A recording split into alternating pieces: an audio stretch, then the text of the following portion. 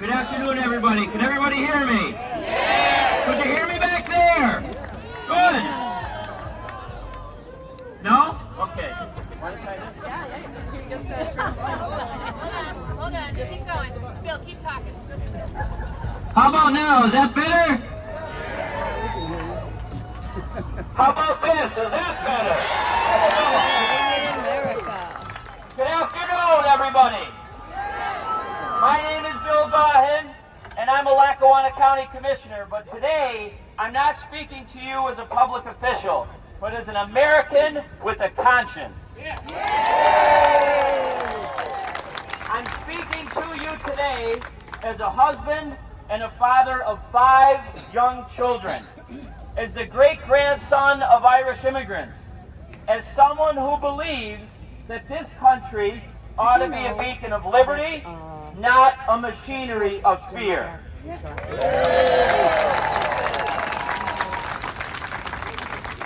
This week, the streets of Los Angeles look less like the land of the free and more like the shadowed alleys of 1930s Europe.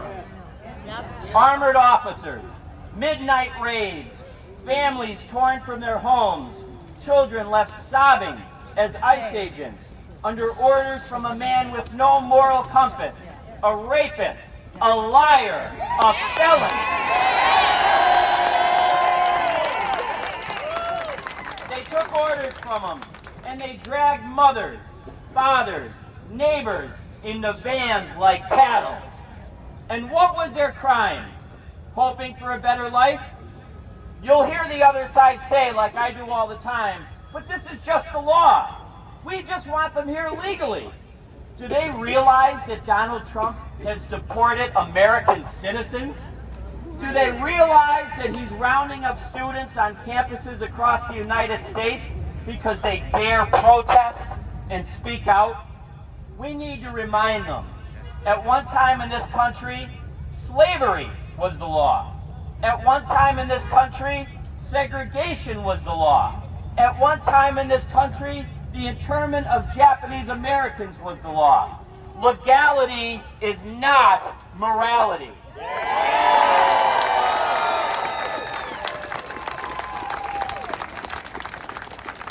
So let's call this what it is, ladies and gentlemen. State-sanctioned cruelty. And let us remember, history does not look kindly on those who stay silent, while the powerful scapegoat the vulnerable. As the Italian poet Dante said, the hottest places in hell are reserved for those who in times of great moral crisis maintain their neutrality. We cannot be neutral.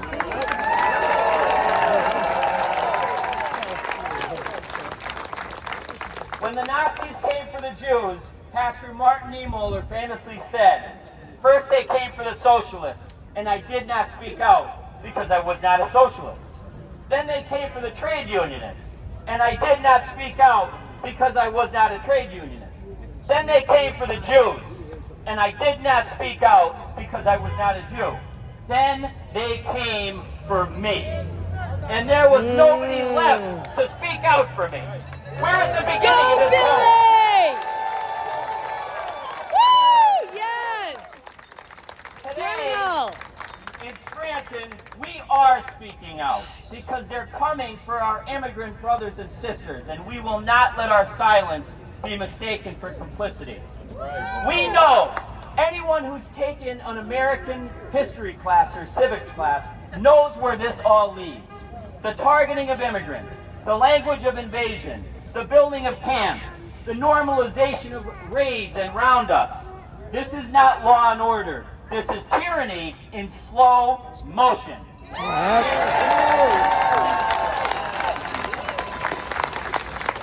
Remember that our own President of the United States said of immigrants, they're poisoning the blood of our country. You know who else said that? Adolf Hitler, in his book, Mein Kampf. He said that. It's a disgrace. Donald Trump is playing a dangerous game with our national soul. He sends federal agents into our cities like stormtroopers.